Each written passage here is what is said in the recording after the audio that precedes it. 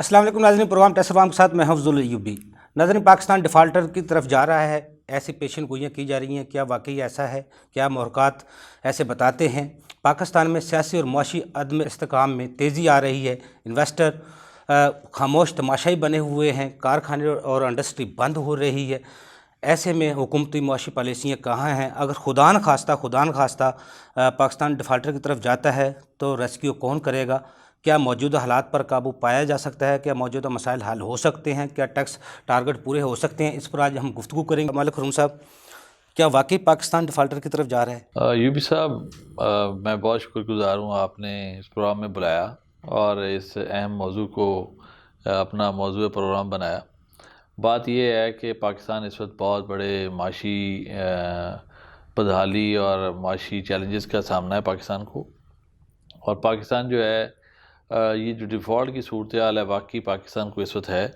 پاکستان کے پاس اس وقت foreign reserve جو ہیں 7.83 بلین ڈالر ہیں، جبکہ اس میں 6 بلین جو ہیں وہ فرینڈلی کنٹریز کی طرف سے ڈپازٹ چائنا رکھوائے گئے ہیں، اور سعودی عرب سعودیہ کی تین طرف سے ارب رکھوائے گئے ہیں، امانت کہہ سکتے ہیں، ہیں، اور 1.83 بچتے ہیں، اور اس میں ابھی جو ہے یہ 500 ملین ڈالر جو ہیں ہمیں ایشین انفراسٹرکچر بینک سے بھی ملے ہیں۔ 50 کروڑ ملے ہیں۔ جی وہ 50 کروڑ جو ہیں پاکستان کی ہسٹری کے سب سے مہنگے ریٹ پہ ملے ہیں، 4.9% پہ، لیکن ایک دو دن اور میں مارک اپ یعنی اتنا زیادہ ہے کہ وہ ایسا کبھی بھی ہم نے لون نہیں لیا۔ 1 ارب سکوک بانڈ کی مد میں جو دینا ہے ابھی، جی تو وہ ہم اگلے ہفتے ہم پے کر رہے ہیں، بلکہ 2 تاریخ کو پے کر رہے ہیں، اور یہ اگر ہم پے کر دیتے ہیں تو پاکستان میں جو ریزروز ہیں، فارن ریزروز ہیں، وہ نہ ہونے کے برابر ہوں گے، اور یہ بہت ہی پرابلم ہمارے لیے کریٹ ہو جائے گی۔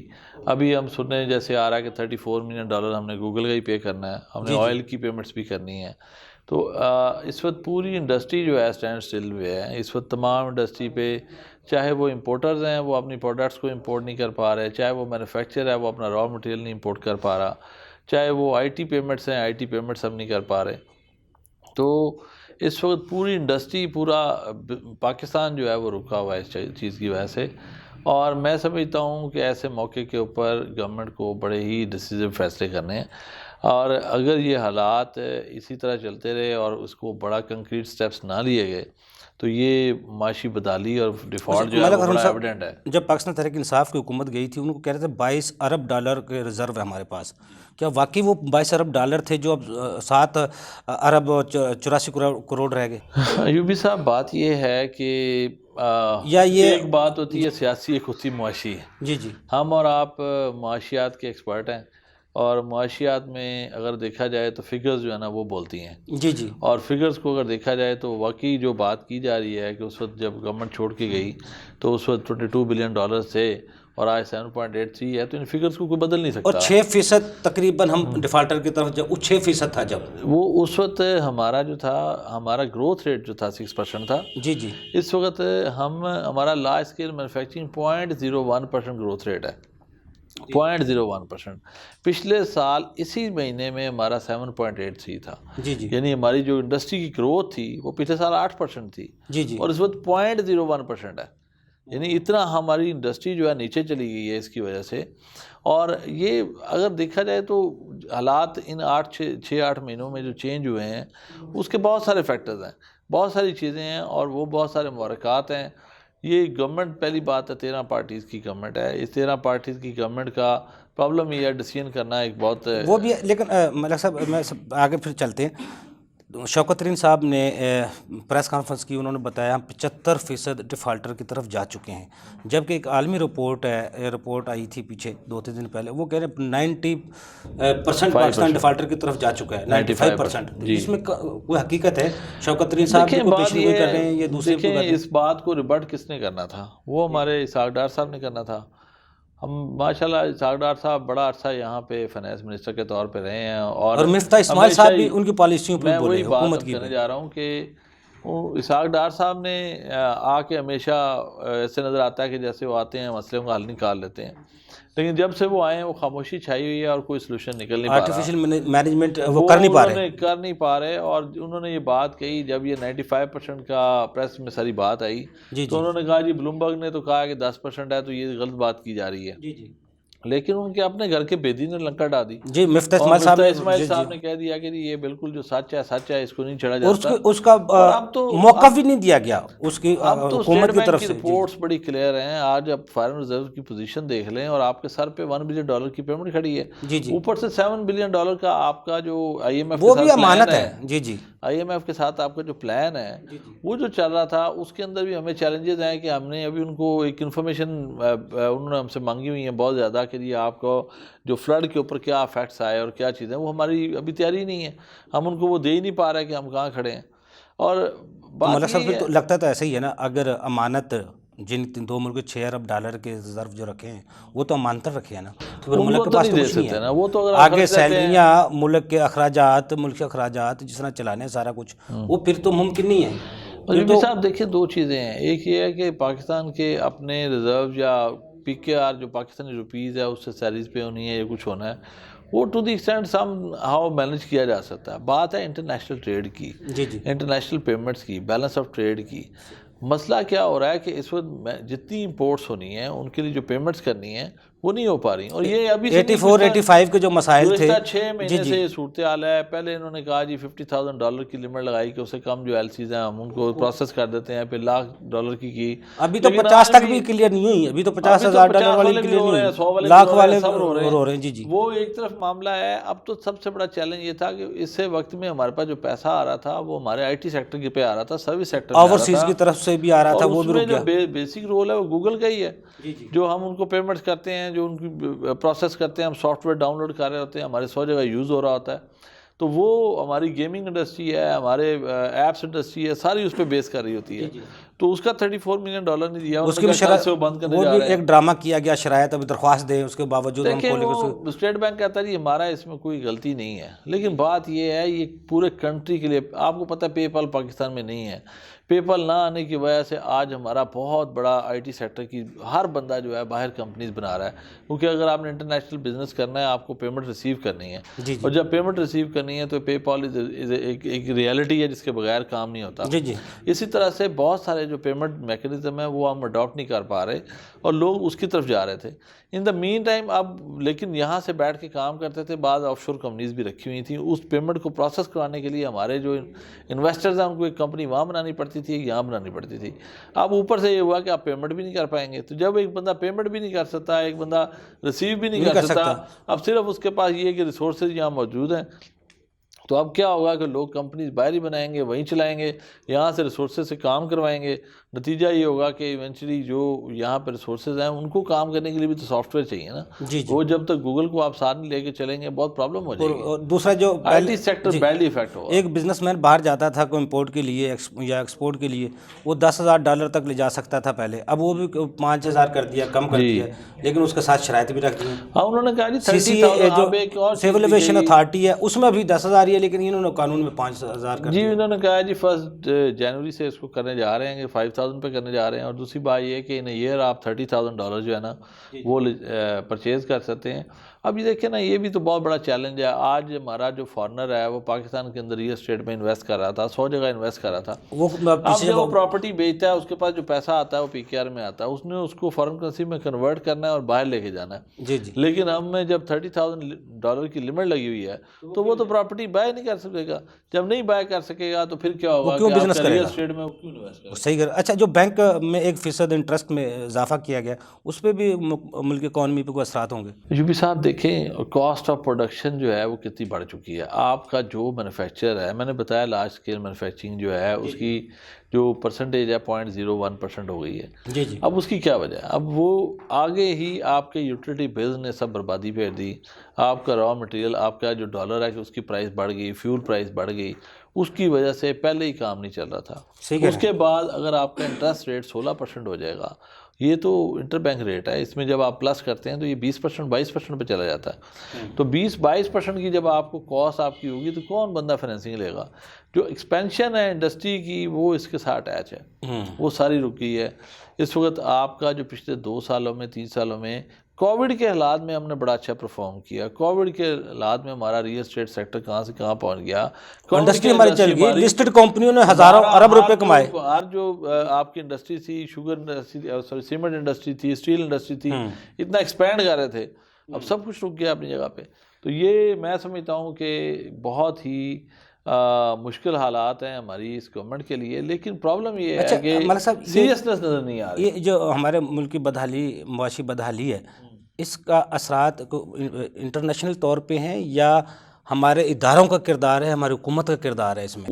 ایوبی صاحب دیکھیں، اگر ہم بات کریں انٹرنیشنل کی، انٹرنیشنل فیکٹرز باقی اس میں بہت رول پلے کر رہے ہیں.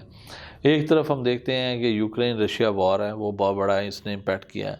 سیکنڈلی ہم دیکھتے ہیں کہ چائنا جو ہے نا اس وقت بہت اس کے اندر جب سے کووڈ چلا گیا ہے، ابھی تو وہاں رائٹس شروع ہو گئے ہیں، وہاں پہ لوگوں نے باہر آ گئے ہیں روڈز کے اوپر، کیونکہ ابھی بھی ان کے ہاں آج 2 سال گزر چکے ہیں، ان کے ہاں کووڈ ریسٹرکشن ختم نہیں ہوئی، ابھی دوبارہ ان کی تمام ایکسپورٹ ساری رکی ہوئی ہیں، چیزیں رکی ہوئی ہیں. ان کی جو 6% گروتھ ریٹ تھا وہ زمین پہ آ گرا ہے.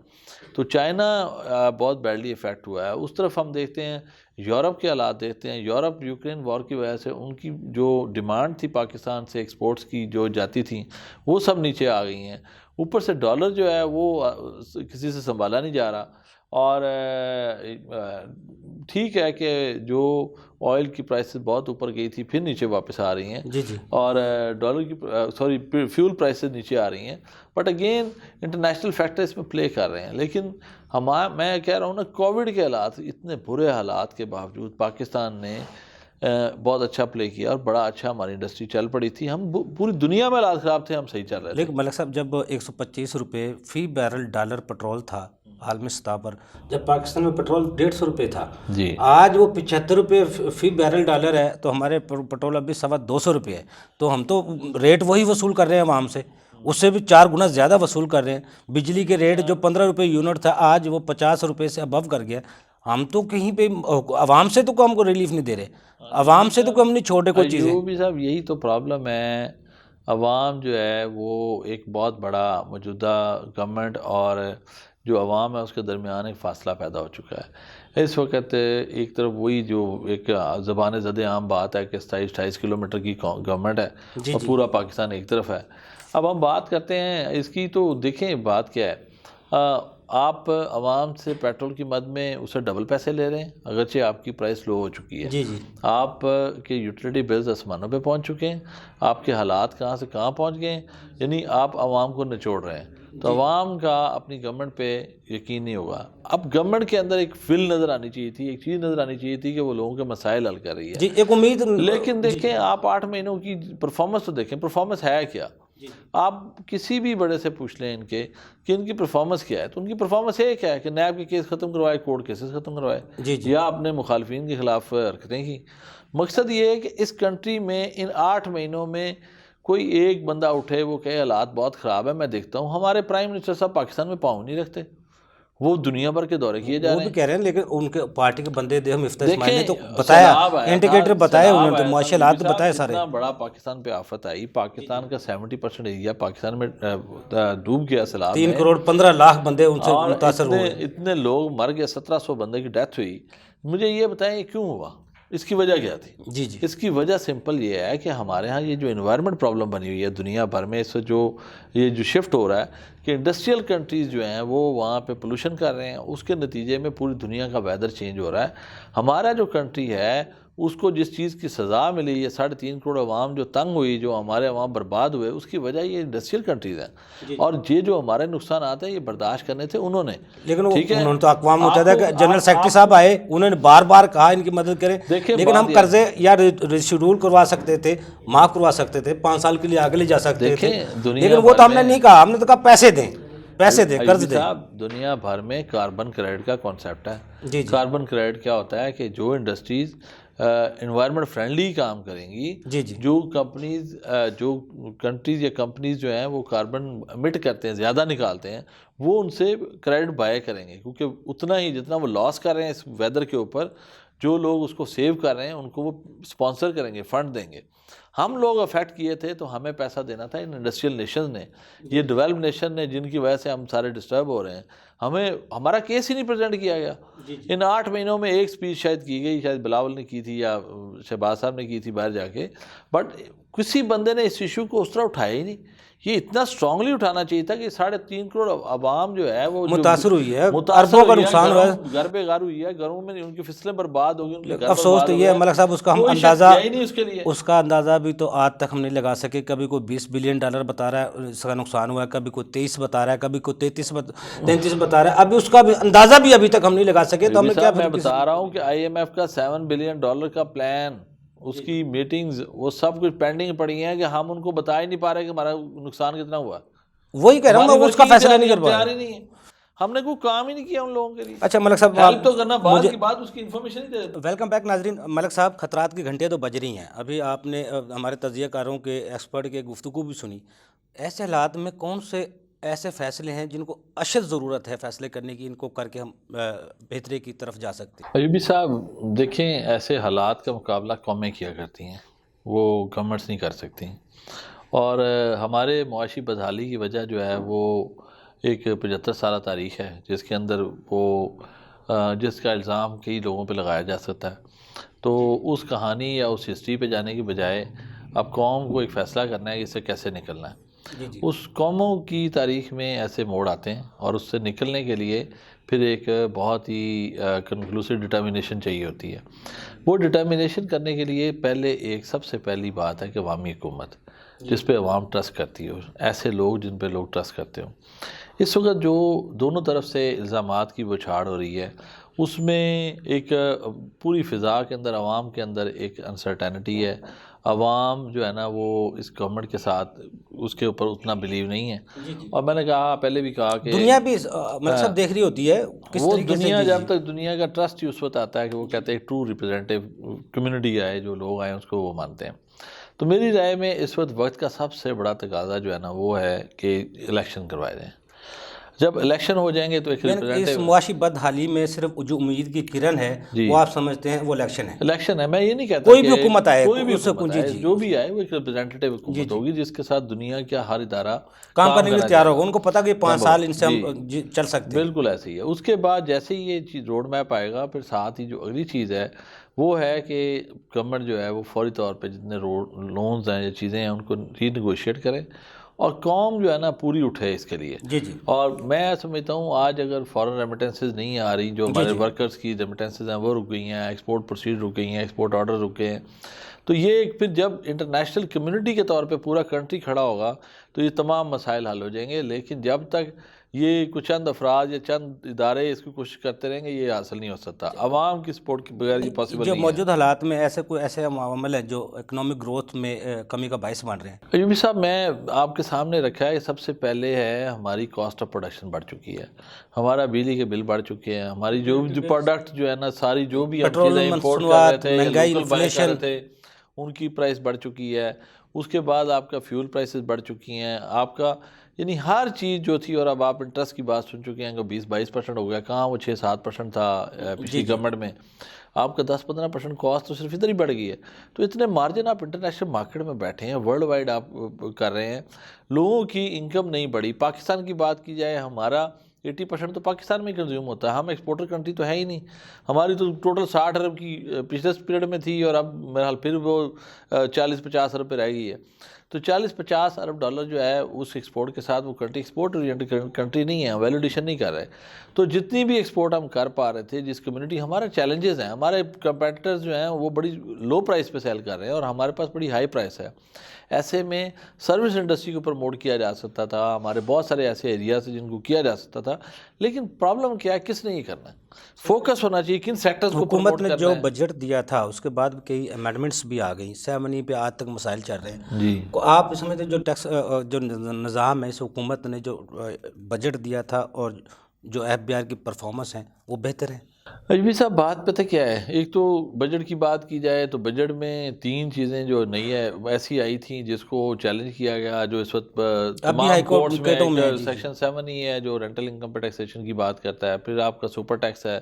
سپر ٹیکس پہلے بھی تھا، اس کو ویلیڈیٹ بھی کر دیا تھا کورٹس نے، لیکن انہوں نے آ کے جب اس میں ریٹ بڑھایا تو اس کو ساتھ میں ریٹروسپیکٹو بھی کر دیا. جی جی اب ریٹروسپیکٹو مطلب پچھلے سال سے لگا دیا، جبکہ جو بھی آپ نے لا بنایا تھا فیوچر میں لگاتے اس کو، وہ کنٹروورشل کر دیا، وہ لیٹیگیشن میں چلا گیا. اس کے بعد تھرڈ ہے آپ کا جو کیپٹل ویلیو ٹیکس ہے، جو کہ فارن ایسٹس کے اوپر ٹیکس لگا دیا گیا. جی وہ جی بھی ایک عجیب سی چیز لگا دی ہے. دیکھیں نا، ایک ویل ٹیکس ختم ہو گیا ہے اور ایسٹس کے اوپر فارن ایسٹس پہ سی وی ٹیکس ٹی لگا دی، ان کے دوسرا پریویو میں بھی نہیں تھا، اور عجیب ہی اس کو ایک فور نئی سی چیز. بھی لے کے جی جی جی جی نقصان کیا، تو 7 مقصد نے بھی نقصان جی کیا. یہی میں ایک طرف تو وہ جو پالیسیز ڈرافٹ کی گئی وہ ایسی ہیں کہ وہ نہیں چل پا رہی.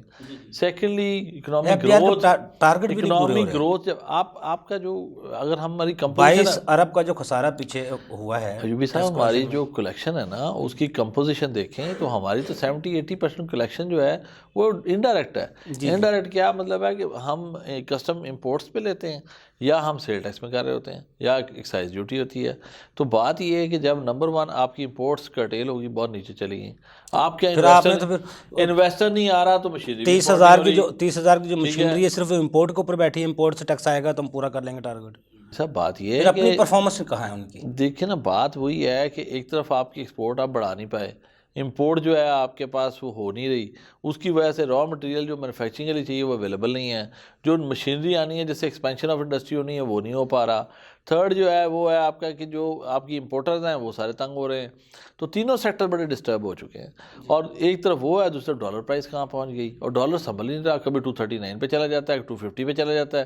آج 223 ریٹ ہے اس کا، اور لیکن وہ ملتا بھی نہیں ہے، اس ریٹ پہ تو ملتا بھی نہیں وہ ہے. تو جی ایک جی ڈالر لینا دنیا کا سب سے مشکل کام ہے. کوئی شک پاکستان کا نہیں ہے. ایک سب سے بڑا مسئلہ ہے کہ ڈالر ایک بھی لینا تو بہت بڑا ایشو ہے. اب ڈالر ہے، ہمارے درہم ہے، کچھ بھی ایکسپورٹ ہے. اگر $5 کی ہوتی ہے تو باہر سے تو وہ ہمیں جو ڈالر آتا ہے وہ تو $2 یا $3 آتا ہے اس کو وہ. بھی صاحب میں نے جی کہا نا کہ ایک بہت بڑی ہسٹری ہے ہماری. 75 سال میں ہم نے جو انڈسٹری لگائی وہ انڈسٹری ہے جو پاکستان کی جو لوگ ہیں ان کی نیڈ پوری کر رہے ہیں. جی ہم نے ویلیو ایڈیشن والی تو پروڈکٹ بنائی نہیں، اس کوالٹی کے اوپر تو کام ہی نہیں کیا کہ ہم انٹرنیشنل سیلز کر سکیں. جتنی بڑی ہماری آبادی، ہم دنیا کی پاپولیشن کا 5th کنٹری ہیں، ہم 5th لارجسٹ کنٹری ہیں، 220 ملین پیپل. اور جو دنیا کے پہلے 5 کنٹریز ہیں وہ دنیا کی پوری ورلڈ گروتھ کا یعنی GDP کا 40% ہے، کنٹریبیوٹ کرتے ہیں. اور ہم صرف اس میں سے 0.4%، یعنی 220، 5واں کنٹری دنیا کا سب سے بڑا، اور 0.4% کنٹریبیوٹ یہی کرتا وجہ ہے. نا آج ہماری پاپولیشن جتنی ان پروڈکٹیو ہے آپ اس سے اندازہ لگا سکتے ہیں. آج میں چیمبر میں تھا. آپ جی جی چائنا، USA، ملیشیا، اور چوتھا تھا انڈیا، 5ویں نمبر پہ آپ ہیں. اور آپ ان کی چاروں کی گروتھ دیکھ لیں اور اپنی گروتھ دیکھ لیں. ہماری تو عوام کو پروڈکٹیو نہیں بنایا میں گیا، ان کی صاحب اسکل ہی ڈیولپ نہیں آج کی گئی. تاجروں کی میٹنگ میں تھا میں، تاجروں بتا رہے تھے امریکہ کا ویزا لینا آسان ہے، بنگلہ دیش کا ویزا نہیں لگتا پاکستان سے. یہ کس طرح ہم جا رہے ہیں، بنگلہ دیش کا ویزا ان کی لینا مشکل. افغانستان جی کی جی بات کر لیں، افغانستان کے حالات دیکھ لیں کہ کیا ہوئے پڑے ہیں. وہ ہمارے سے ان کی کرنسی بہتر ہے، ان کی اکانومی بہتر ہے، ان کے ملک صاحب کہاں سے کہاں پھر پہنچ گئے ہیں. یہ معاشی بدحالی میں صنعتکار، تاجر برادری، انڈسٹریل والے پھر یہ متاثر نہیں ہو رہے، یہ کس طرح متاثر ہو رہے. جوبی صاحب بات یہ ہے جن کے پاس ایکسپورٹ آرڈرز ہیں وہ آرڈرز ہی نہیں کمپلیٹ کر پا رہے. وہ کیسے کریں گے؟ اگر ایک شرٹ بننی ہے اس میں بٹن اگر باہر کی کنٹری سے آنا ہے وہ تو آ ہی نہیں رہا. ٹھیک ہے، اس میں اگر کالر باہر سے آنا ہے تو کیسے آئے گا؟ وہ آ ہی نہیں رہا. تو بات یہ ہے کہ جو ایکسپورٹ کوالٹی ہے اس کی ایک انٹرنیشنل لیول آپ نے ایک سٹینڈرڈ بھی دینا نا. صحیح کہہ جو رہے ہیں. سٹینڈرڈ ہے وہ ساری چیزیں پاکستان میں تو نہیں بنتی، اس کے کچھ پارٹس باہر سے بنتے ہیں، وہ نہیں آ رہے، سب کچھ رکا ہوا ہے. آپ اگر بات کریں ٹریڈر کی، ٹریڈر کیا ہے، اس نے جو چیز سیل کرنی ہے اس میں 10 چیزیں وہ سیل کر رہا ہے، تو کسٹمر تو ہر چیز کی پروڈکٹ ڈیمانڈ کر رہا ہے. ہمارے پاکستان میں تو پوری انڈسٹری نہیں ہے، تو وہ باہر سے ہمیں پہلے دن سے لگژری ہو یا اس ویسے کا ہو. مطلب ہے جو FBR اپنے ٹارگٹ اہداف پورے نہیں کر پا رہا، وہ صرف ایک تو بزنس ایکٹیویٹی نہیں رہی ملک میں، انڈسٹری بند ہو رہی ہے، دوسرا امپورٹ کم ہو گئی جس کی وجہ سے یہ اہداف پورے نہیں ہو رہے. یہ بھی صاحب بات بہت سارے فیکٹرز ہیں. میں بتا رہا ہوں نا کہ ایک تو سب سے بڑی بات کہ ہماری کاسٹ آف پروڈکشن ہی جب بڑھ جائے گی تو ہمارا پروفٹس کم ہو جائیں گے. جی جی جب کسی شخص کے پروفٹ کم ہوں گے تو پروفٹ کے اوپر تو ٹیکس دینا ہے، ٹیکس دے ہی نہیں سکتے. جب آپ کا والیوم آف پروڈکشن یا سیلز کم ہوگی، جیسے میں نے کہا کہ پچھلے سال 8% ہماری لارج اسکیل مینوفیکچرنگ میں گروتھ ریٹ تھا اسی مہینے میں، سپٹمبر اکتوبر میں، اور آج 0.01%. تو حالات جو ایشو کر رہے ہیں کہ ہم جو ہے اس قابل نہیں ہیں، ہم آگے نہیں بڑھ پا رہے. ہماری پروڈکشن جب رکے گی تو ہمارا سیل ٹیکس کم ہو جائے گا، ہمارا ایکسائز ڈیوٹی کم ہو جائے گی، ہماری کسٹم ڈیوٹی کم ہو جائے گی. یہ سب کچھ کم ہوگا تو ایونچولی ایف بی آر کہاں سے کلیکشن کرے گا؟ وہ تو پھر لوگوں کو دے گا، ویسے ٹیکس پیئر کو اٹھا کے لے جاؤ جی، اب اسے کیا لیں، اس کی جیب میں تو ہے کچھ نہیں. صحیح کہہ رہے ہیں. اچھا اگر ملک صاحب پاکستان ڈیفالٹ کر جاتا ہے تو پھر اس کے کیا اثرات ہوں گے؟ ایوبی صاحب، بات یہ ہے کہ ہم پوری دنیا میں لیٹر آف کریڈٹ کھولتے ہیں، اور اس لیٹر آف کریڈٹ کو آنر کیا جاتا ہے، کیونکہ ہمارا کنٹری اگر سٹیبل ہوگا، ہماری آؤٹ لک صحیح ہوگی تو ہمیں دنیا بھر سے ہم چیزیں منگوا سکیں گے. اسی طرح جو چیزیں ہم نے بھیجنی ہیں اس میں ایکسپورٹ کے آرڈر بھی ہیں، وہاں بھی ایل سی کھلتی ہیں، وہ دیکھتے ہیں کہ کس قابل ہے. ٹھیک ہے. اسی طرح سے ہماری آئی ٹی سیٹس ہیں. ٹھیک ہے. ہمارا سارے سیکٹرز جو ہیں جو انٹرنیشنل ہم جس پہ ڈیپینڈ کرتے ہیں وہ سب کو رک جائے گا. اب سب سے بڑا آپ کی فیول جو ہے وہ امپورٹ پہ اکانومی ہے. آپ کی ساری کیا ہے، ایل این جی ہے، آپ کا ڈیزل ہے، آپ کا پیٹرول فرنس آئل ہے، یہ کہاں سے آتا ہے؟ باہر سے آتا ہے. اب ایک وہ چیز یہاں پہ نہ آئے، میں ایک ایگزامپل دیتا ہوں، وہ نہیں آتی. پاور پلانٹ نہیں چلیں گے. سری لنکا ماڈل کیا تھا؟ ان کی ایک شپمنٹ رکی تھی، اس کے بعد شپمنٹیں رکنی شروع ہوئیں، پاور پلانٹ بند ہوا، جو لوگوں کی یوٹیلیٹی تھی، آپ کے یہاں بجلی آ رہی ہے، بجلی بند ہو گئی، آپ کی پروڈکشن بند ہو گئی، آپ کا انٹرنیٹ بند ہو گیا. سری لنکا میں کیا ہوا؟ عوام کو جب گھر پہ نہ پانی ملے گا نہ بجلی ملے گی، یہ وہ عوام باہر آ جائے گی. ٹھیک ہے. جب پروڈکشن نہیں ہوگی تو مال کھانے کے لیے نہیں ملے گا، عوام ساری باہر تھی. انہوں نے پھر کیا کیا؟ جو حکومتی ارکان نظر آئے ان کو مارا، ان کو جو ان کے گھروں کو آگ لگائی، سب کچھ کیا. تو یہ ماڈل اگر ڈیفالٹ ہو جاتا ہے تو یہ تو کمپلیٹ ایک جو ہے نا پاکستان کے اندر ریوالٹ ہو جائے گا. اور اس کو سنبھالنے کے لیے کوئی روڈ میپ ہے ہی نہیں، کوئی سوچ ہی نہیں رہا اس کے اوپر کرنا کیا ہے. میں وہی کہا کہ گورنمنٹ کے اندر ایک سینس ہونی چاہیے رسپانسبلٹی کی. ہمارے پرائم منسٹر صاحب گزشتہ 2 مہینے کا آپ انالیسس کر لیں، وہ کتنے دن پاکستان میں تھے، کتنے دن باہر تھے. تو کیا کریں؟ میرا خیال ہارڈلی 7-8 دن وہ رہے ہیں جس میں انہوں نے کہا مجھے کرونا ہو گیا. اس کے علاوہ تو ملک سے باہر تھے. بات یہ ہے کہ وہ ایک بندہ بیٹھتا ہے، وہ کہتا ہے کہ میں اس کا ہم مل کے سب اس کو سالو کرتے ہیں، وہ رسپانسبلٹی لیتا ہے، کوئی ذمہ داری لیتا ہے. پچھلی گورنمنٹ میں کووڈ آیا، یونائٹڈ نیشن میں 100 اسپیچز تھی، 100 جگہ جانا تھا، اس وقت کے پرائم منسٹر نہیں گئے. انہوں نے کہا کہ اس کنٹری کو اس کی ضرورت ہے، میں یہاں بیٹھا ہوں. جی جی. تو سوچنا یہی پڑے گا کیا کرنا ہے. اچھا ملک صاحب، جس طرح آپ بتا رہے ہیں پیٹرول دسمبر میں جو ایک ذرائع ہمیں بتا رہے ہیں، وہ کہہ رہے ہیں پیٹرول نایاب ہو جائے گا. جی. حالانکہ قیمتیں ڈبل وصول کی جا رہی ہیں، لیکن جب ڈالر نہیں ہوں گے دینے کے لیے تو پیٹرول کی شارٹیج، بحران، گیس کا بحران تو شروع ہو چکا ہے، جی. اور پیٹرول کا بھی بحران دسمبر میں آنے والا ہے. جی ایسے ہی تو ہے. پھر حالات تو پھر گڑبڑ ہو گئے، امڑ گئے سارے آپس میں ہی، مڈ ہو گئے. ایوبی صاحب، بات یہ ہر گزرتا دن جو ہے نا ایسے بہت اس چیلنجز کو، اس سچویشن کو بہت تیزی سے بگاڑ رہا ہے، حالات کو خراب کر رہا ہے. ایسے میں بار بار وہی کہہ رہا ہوں، ایک پوری اس وقت سارے اداروں کو، چاہے وہ فوج ہے، چاہے وہ ہماری عدلیہ ہے، چاہے وہ ہماری موجودہ گورنمنٹ ہے، چاہے وہ ہماری اپوزیشن ہے، ان تمام کو اکٹھے ہو کے سوچنا پڑے گا کہ اس وقت سیاست کا ٹائم نہیں ہے، اس وقت ان چیزوں کا ٹائم نہیں ہے، ہمیں اٹھ کے اس کنٹری کو سنبھالنا ہے. اچھا ملک صاحب، پروگرام میں جیسا ابھی کاشف انور صاحب بتا رہے تھے، ایسی صورتحال میں جب ریزرو نہ ہوں تو اسٹیک ہولڈر، آپ حکومت کے پاس آپشن ہے، ایمنسٹی دیں. جن کے پاس کچھ ڈالر ہیں یا کچھ بھی ہیں ان کو وہ ایمنسٹی کے ذریعے اپنے شو کریں، تو حکومت کے پاس ریزرو بھی آ جائے گا، ڈالر بھی آ جائے گا، اکانومی بھی ایک دفعہ بوم کر جائے گی. کیا واقعی ایمنسٹی کی ضرورت ہے ایسے حالات میں جب بزنس ایکٹیویٹی نہ ہو؟ بات تو وہی ہے، میں بار بار کہتا ہوں کہ پہلے تو یہ ڈٹرمینیشن چاہیے ایز اے قوم، ایک شخص کا کام نہیں ہے. ایز اے قوم کہ ہم نے چیلنج سے نکلنا ہے. نمبر 1، جب آپ نکلنے کے لیے بات کرتے ہیں تو پھر ہر بندے کو آپ کہتے ہیں، اور گورنمنٹ کو بھی پھر لینئر ویو لینا پڑے گا، کیونکہ اگر اسی طرح سختی اور یہ معاملات رہے تو کام خراب ہے. اس گورنمنٹ کو ضرورت ہے، وہ انٹرنیشنل کمیونٹی میں جو فارنر بیٹھے ہوئے ہیں وہ بھی بہت تنگ ہیں، وہ وہاں سے یہاں آنا چاہتے ہیں. آپ نے ریئل اسٹیٹ میں ریٹ تھا اراؤنڈ کو 4 سے 5% ہماری رجسٹریشن کاسٹ تھی، ان کو ڈبل کر دیا، اتنی فارمیلٹیز بڑھا دی ہیں. تو ان فارمیلٹیز کو بھی ذرا لینیٹ کریں. آپ نے جو ایمنسٹی کی بات کی کہ فارن کرنسی ڈیکلیریشن کریں، آپ کا وہ سارے کا سارا وائٹ ہو جائے گا، بہت اچھی اسکیم ہے، بہت اچھا آپ نے بات کی. اور اس کے علاوہ انٹرنیشنل انویسٹمنٹ اگر پاکستان میں آتی ہے یا لوکل انویسٹمنٹ کوئی کرتا ہے اور نئی انڈسٹری لگاتا ہے تو اس کو آپ کہیں گے جی آپ کو جو ہے نا انسینٹو دیا جائے گا. پہلے 5-5 سال کی ایگزمپشن دیتے رہے ہیں. نون لیگ کی گورنمنٹ آئی 1994 میں، انہوں نے کہا انڈسٹری انویسٹمنٹ کریں، سب وائٹ ہو جائے گا. بہت ساری آپشنز ہیں.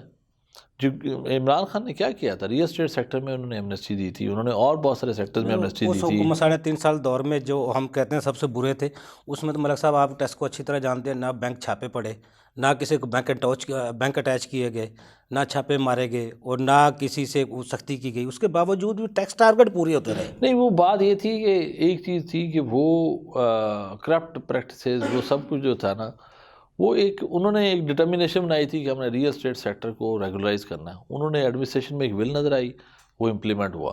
انہوں نے کہا کہ ہم نے جو سگریٹ انڈسٹری ہے اس کو ہم نے ٹیگنگ کرنی ہے، اس کو ہم نے اس پہ ٹریک اینڈ ٹریس سسٹم پہ لے کے جانا، وہ لے کے آئے.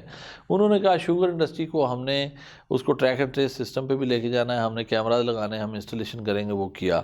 انہوں نے کہا کہ ہم نے اے جے کے ہو یا ٹرائبل ایریا سے جو موومنٹ ٹو پاکستان ہے اس کو ریگولرائز کرنا ہے، کسٹمز کو دیکھنا ہے، ان کے سیل ٹیکس میٹرز کو دیکھنا ہے. انہوں نے اس کے اوپر بڑا سخت رول لیا.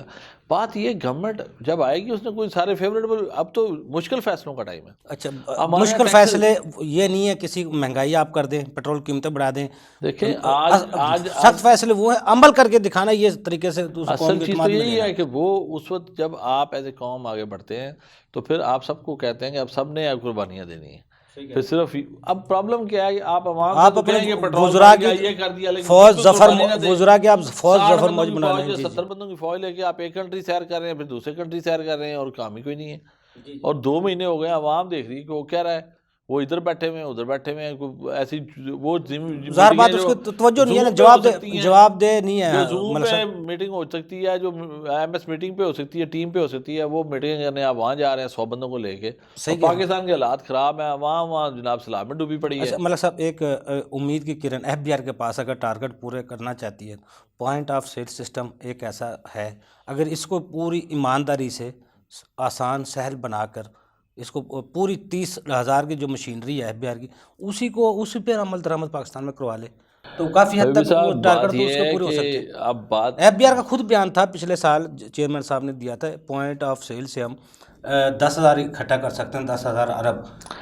ایوبی صاحب جی جو ایسٹیمیٹ انہوں نے دیا نا، شاید ایسٹیمیٹ اس سے بڑا بھی لیا جا سکتا ہے. جی جی. پرابلم کیا ہے؟ پرابلم یہ ہے لا کو پراپر امپلیمنٹیشن کی طرف جانا.